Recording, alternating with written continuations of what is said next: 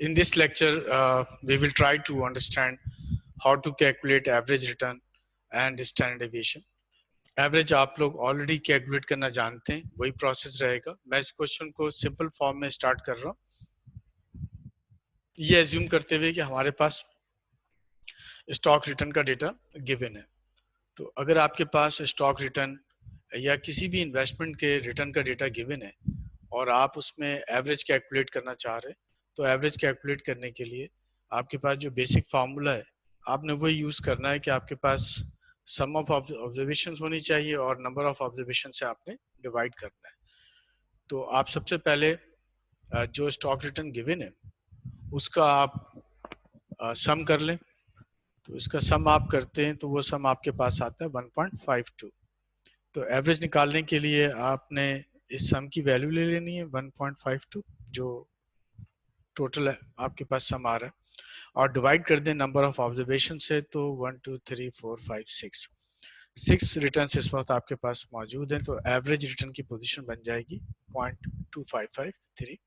आप इसके डेसिमल को कम कर लें ताकि ये आपको ज़्यादा प्रॉब्लम ना करे. इसके बाद अगर आप स्टैंडर्ड डिवीजन निकालना चाह रहे हैं तो स्टैंडर्ड डिवीजन से पहले आप वेरिएंस कैलकुलेट कर लें. वेरिएंस के बाद फिर हम उसका स्टैंडर्ड डिवीजन जो है वो देख लेंगे कि वो कैसे कैलकुलेट होगा.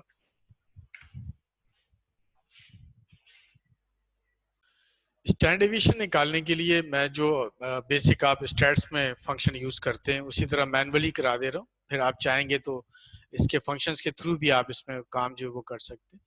तो आप एक कॉलम जो है वो और बना लें, और इस कॉलम का जो पर्पस होगा वो ये कि जो आपके पास रिटर्न गिवन है उन रिटर्न को आपने माइनस कर देना है एवरेज से, और फिर आपने इसका स्क्वायर ले लेना है.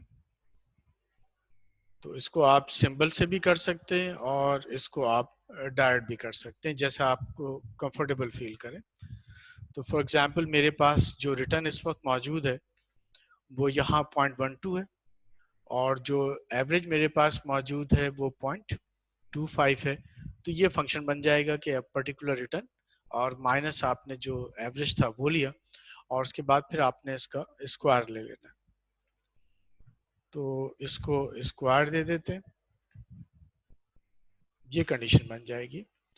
अब अगर आप इसको गौर से देखें तो इसमें आपको एक चीज़ नज़र आएगी कि इसमें आपने एक वैल्यू को फिक्स करना है, बिकॉज जो रिटर्न है ये आपके हर दफ़ा चेंज होंगे, लेकिन जो एवरेज है वो आपका एक ही रहना है, एंड दैट इज़ 0.25. तो आप यहाँ पे ये काम कर सकते हैं कि आप इसे फिक्स कर दें. फिक्स करने के लिए आपने शिफ्ट के बाद डॉलर का साइन लेकर आप इसे कांस्टेंट कर दें, तो फिर ये चेंज नहीं होगा. इसके बाद आप इसको ड्रैग कर लें एंड तक, तो ये आपके पास तमाम की जो वैल्यूज हैं वो आ जाएंगी. जब आपके पास सारी वैल्यूज आ जाएं तो फिर आप इसका सम ले लें. ये जो सम आप ले रहे हैं, ये वाला जो सम है, इसको बेसिकली हम कहते हैं कि ये आपकी वेरिएंस की वैल्यू जो कैलकुलेट करके दे रहा है. और जब आपने स्टैंडर्ड डिवीजन निकालना हो तो स्टैंडर्ड डिवीजन के लिए आपने ख्याल रखना है कि स्टैंडर्ड डिवीजन जो है वो स्क्वायर रूट ऑफ वेरिएंस होता है. तो आपने अगर वेरिएंस निकाल चुके हैं तो स्टैंडर्ड डिवीजन निकालने के लिए आपने जो है वो मैथ्स और स्टैट्स के फंक्शन में चले जाएं, और मैथ्स में जाकर आप स्क्वायर रूट ले लें.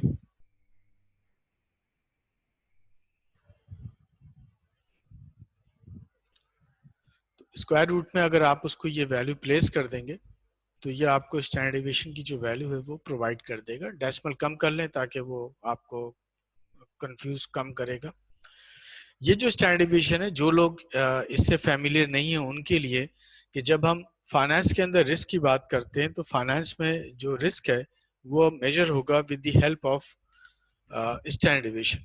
तो इस वक्त हम कह सकते हैं कि ये जो स्टॉक रिटर्न है इसमें 0.57 का रिस्क जो है वो एग्जिस्ट करता है. ये स्टैंडर्ड डिवीजन अगर कम ज़्यादा होगा तो नेचुरली वो रिस्क की वैल्यू को कम ज़्यादा कर सकता है.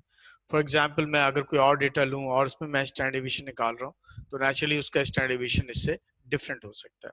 इस लेक्चर का जो बेसिक पर्पस था वो आपको एक्सेल पे ये बताना कि आप एवरेज रिटर्न कैसे कैलकुलेट करेंगे, और साथ ही साथ आप उस डेटा पे अगर स्टैंडर्ड डिवीजन यानी रिस्क को कैलकुलेट करना चाह रहे हैं तो रिस्क को कैलकुलेट करने के लिए आप इस तरह से वैल्यूज को लेकर उसका वेरिएंस निकाल कर स्टैंडर्ड डिवीजन जो है वो कैलकुलेट कर सकते हैं।